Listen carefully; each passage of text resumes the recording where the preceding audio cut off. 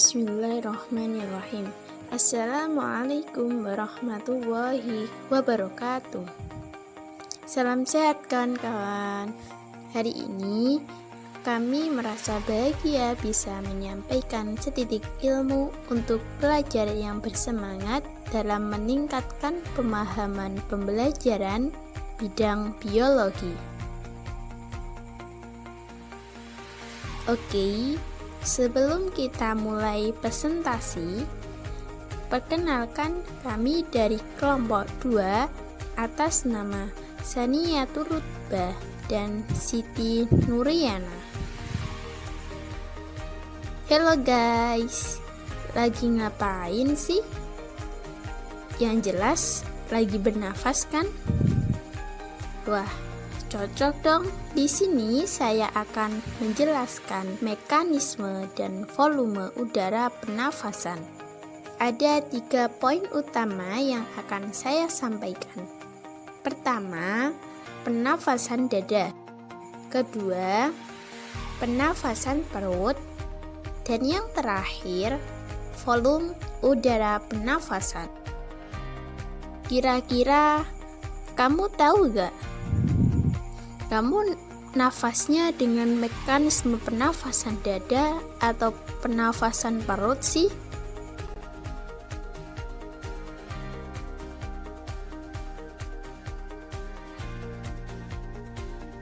Bagaimana sih mekanisme pernafasan dada itu? Pada saat otot antar tulang rusuk luar berkontraksi, tulang-tulang rusuk akan terangkat dan rongga dada membesar. Akibatnya, tekanan udara di dalam rongga dada menjadi lebih kecil daripada tekanan udara di luar, sehingga udara masuk ke paru-paru. Mekanisme ini yang disebut inspirasi. Sementara itu, pada saat otot antar tulang rusuk dalam berrelaksasi atau mengendur, tulang rusuk akan turun, sehingga rongga dada menjadi kecil atau kembali ke ukuran semula. Akibatnya, tekanan udara di dalam rongga dada menjadi lebih besar daripada tekanan udara di luar rongga dada.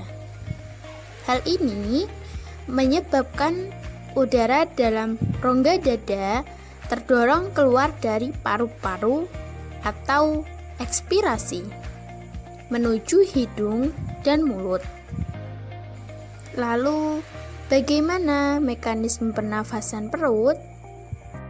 Pada saat otot diafragma berkontraksi, posisi diafragma menjadi datar. Akibatnya, rongga dada membesar dan tekanan udara dalam rongga dada mengecil, sehingga udara luar masuk ke dalam paru-paru atau inspirasi. Adapun sebaliknya, pada saat otot diafragma berelaksasi atau kembali ke posisi semula, diafragma akan cekung ke arah rongga dada. Volume rongga dada mengecil dan tekanan udara menjadi lebih besar. Akibatnya, udara keluar dari paru-paru atau ekspirasi. Adapun poin terakhir yakni volume udara pernafasan. Tahukah Anda seberapa besar kemampuan paru-paru dalam menampung udara pernafasan? Meskipun daya tampung paru-paru setiap orang berbeda-beda, dalam keadaan normal, paru-paru orang dewasa rata-rata dapat menampung udara sebanyak 4,5 sampai 6 liter atau setara dengan 4.500 sampai 6.000 cc. Daya tampung udara maksimal paru-paru itu disebut kapasitas total paru-paru. Dalam satu kali bernafas, Seseorang menghirup dan menghembuskan udara sebanyak 0,45 sampai 0,5 liter. Jumlah itu dinamakan kapasitas tidal. Kapasitas tidal adalah volume udara yang masuk dan keluar dari paru-paru pada saat kita bernafas secara normal. Besar kapasitas tidal hanya sekitar 10% dari kapasitas total paru-paru.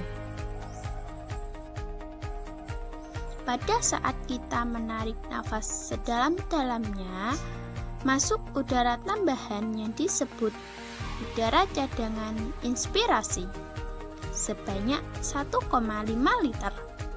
Demikian juga saat kita menghembuskan nafas sekuat-kuatnya, keluar udara tambahan yang disebut udara cadangan ekspirasi sebanyak 1,5 liter. Udara yang masuk dan keluar pada saat kita menghirup dan menghembuskan nafas sekuat-kuatnya dinamakan kapasitas vital paru-paru. Banyaknya kapasitas vital paru-paru sekitar 3,5 liter udara. Adapun ketika tidur atau beristirahat, kita bernafas secara wajar atau normal. Pada keadaan demikian, banyaknya udara yang kita hirup dan embuskan hanya sekitar 0,5 liter. Sekuat apapun kita menghembuskan nafas, masih ada sekitar 1,5 liter udara yang tersisa di dalam paru-paru. Udara itu dinamakan udara sisa atau residu. Lalu, bagaimana kita bisa mengetahui kapasitas paru-paru? Ternyata, kapasitas paru-paru dapat diukur dengan alat yang disebut spirometer. Spirometer ditemukan oleh John Hutchinson pada tahun 1846. Sebelumnya, kita telah mempelajari struktur dan fungsi organ-organ pernapasan pada manusia. Sekarang, kita akan mempelajari tentang gangguan atau kelainan pada sistem pernapasan manusia beserta upaya pencegahannya.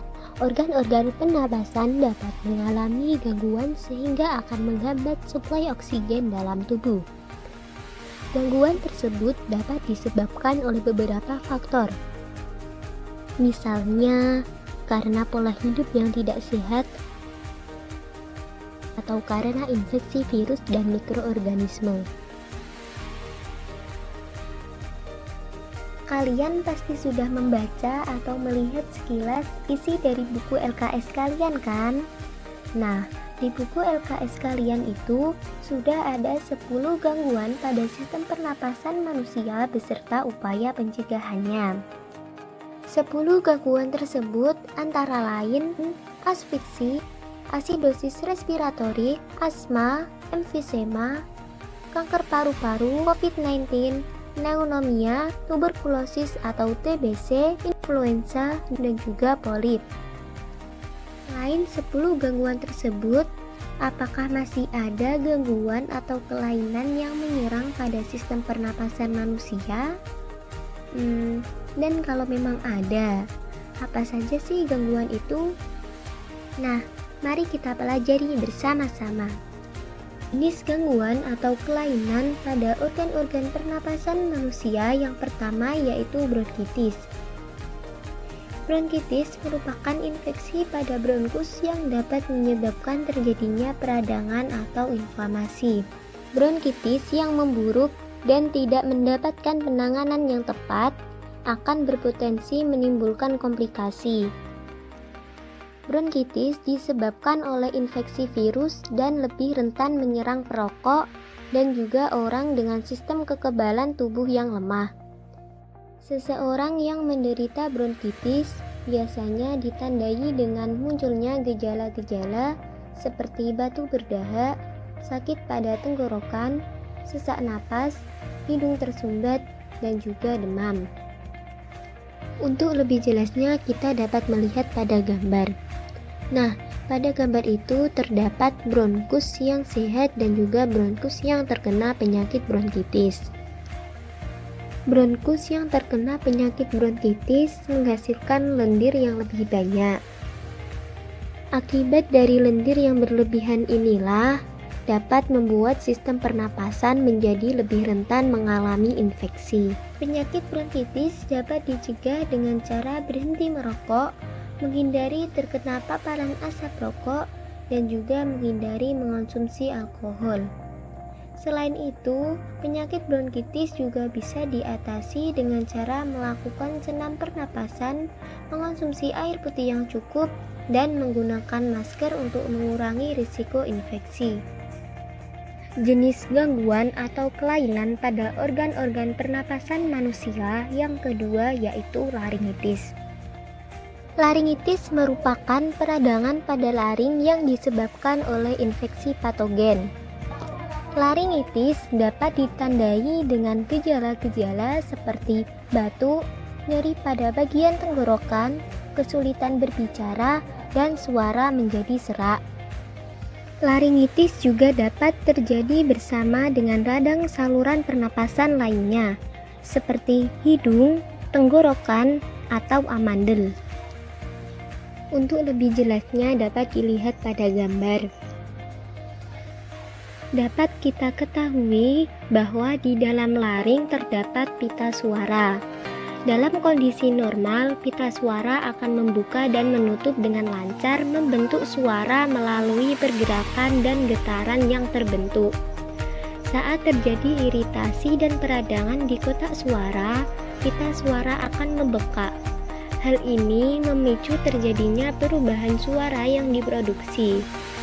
Itulah sebabnya saat mengalami laringitis, suara Anda menjadi serak dan merasa tidak nyaman saat bersuara. Jenis gangguan atau kelainan pada organ-organ pernapasan yang ketiga yaitu pleuritis. Pleuritis merupakan gangguan yang disebabkan oleh peradangan selaput pleura sehingga timbul rasa nyeri saat bernapas. Kondisi ini menyebabkan penderitanya merasakan nyeri pada dada yang menusuk, terutama ketika bernapas. Seseorang yang terkena pleuritis memiliki gejala-gejala seperti batuk kering, sesak napas, demam, sakit pada bagian dada, bahu, sendi, dan otot, serta merasa mual. Untuk lebih jelasnya bisa dilihat pada gambar. Di situ terdapat pleura yang sehat dan juga pleura yang terserang pleuritis. Pleura merupakan selaput tipis yang menyelimuti paru-paru dan dinding dada bagian dalam. Pleura terdiri dari dua lapis. Kedua lapisan itu berperan menjaga paru-paru agar tidak bergesekan dengan dinding rongga dada. Di antara kedua lapisan paru itu terdapat cairan pleura yang berfungsi sebagai pelumas dan membantu mengurangi gesekan saat bernapas. Saat terjadi peradangan, pleura akan membengkak dan menyebabkan gangguan pernapasan. Pleuritis terjadi ketika pleura iritasi atau meradang. Peradangan ini membuat pleura membengkak dan cairan pleura menjadi lengket. Pleuritis ini lebih rentan dialami oleh perokok. Pleuritis dapat dicegah dengan cara menerapkan pola hidup sehat, mengonsumsi makanan yang bergizi, dan menghindari obat-obatan yang memicu alergi. Sementara itu, cara mengatasi penyakit pleura yaitu dengan mengonsumsi obat-obatan yang mengandung antibiotik dan melakukan penyedotan cairan dari dalam rongga pleura. Gangguan atau kelainan pada organ-organ pernapasan manusia yang keempat yaitu adenoid. Adenoid atau kesan wajah bodoh merupakan gangguan yang disebabkan karena adanya pembengkakan kelenjar limfa oleh polip dan amandel sehingga menyumbat saluran napas. Untuk lebih jelasnya kita bisa melihat pada gambar. Adenoid merupakan kumpulan jaringan-jaringan limfatik yang terletak di tenggorokan atau faring, tepatnya di belakang hidung. Fungsi adenoid adalah untuk mencegah organisme berbahaya yang masuk ke dalam tubuh dan memproduksi antibodi yang bertugas melawan infeksi. Infeksi adenoid merupakan kondisi normal pada anak. Si kecil rentan mengalami pembengkakan adenoid ketika berusia 0 sampai 5 tahun. Kemudian adenoid yang membengkak akan menyusut dengan sendirinya setelah anak melewati usia 5 tahun. Peradangan adenoid juga akan menghilang saat si kecil mulai memasuki usia remaja. Penyebab adenoid membengkak yaitu karena adanya kuman yang masuk ke dalam tubuh, sementara adenoid mencoba untuk melawannya. Saat melawan bakteri yang masuk, jaringan adenoid akan membengkak sehingga menjadi semakin besar. Terkadang pembengkakan tersebut akan membaik, tapi ada juga yang bisa terinfeksi. Walaupun pembesaran adenoid lebih banyak pada anak-anak, tidak menutup kemungkinan bahwa orang dewasa juga dapat mengalami kondisi tersebut. Penyebab pembesaran adenoid paling sering ketika infeksi, namun pada kasus-kasus tertentu pembesaran adenoid juga dapat disebabkan karena reaksi alergi. Gejala-gejala yang dialami penderita adenoid yaitu mulut selalu terbuka, kesulitan berbicara, suara sengau saat berbicara, dan mendengkur saat tidur. Penyakit adenoid dapat dicegah dengan cara menghindari makanan yang dapat mengiritasi amandel seperti makanan berminyak, makanan atau minuman dingin, makanan yang mengandung pengawet, penyedap rasa, dan pewarna sintesis, serta memperbanyak minum air putih. Sementara itu, adenoid juga bisa diatasi dengan melakukan tindakan operasi. Gangguan atau kelainan pada organ pernapasan manusia yang kelima yaitu sinusitis. Sinusitis merupakan peradangan pada rongga hidung bagian atas yang dapat disebabkan oleh infeksi patogen, alergi, dan polusi udara. Untuk lebih jelasnya bisa dilihat pada gambar. Sinus merupakan rongga kecil yang saling terhubung melalui saluran udara di dalam tulang tengkorak. Sinus terletak di bagian belakang tulang dahi, bagian dalam struktur tulang pipi, kedua sisi batang hidung, dan belakang mata. Sinus menghasilkan lendir atau mukus yang berfungsi untuk menyaring dan membersihkan bakteri atau partikel lain dalam udara yang dihirup. Selain itu, sinus juga berfungsi untuk membantu mengendalikan suhu dan kelembapan udara yang masuk ke paru-paru. Biasanya sinus berisi udara, tetapi ketika sinus mengalami peradangan dan pembengkakan, sinus tersumbat dan berisi cairan, bahkan kuman yang dapat berkembang dan menyebabkan infeksi. Seseorang yang terkena sinusitis memiliki gejala-gejala seperti demam, hidung mengeluarkan cairan berwarna kuning kehijauan, nyeri pada wajah, dan napas berbau. Adapun cara mencegah penyakit sinusitis yaitu dengan menjaga kesehatan tubuh dengan cara mengonsumsi makanan yang mengandung vitamin C, rajin mencuci tangan, berhenti merokok, dan olahraga secara teratur.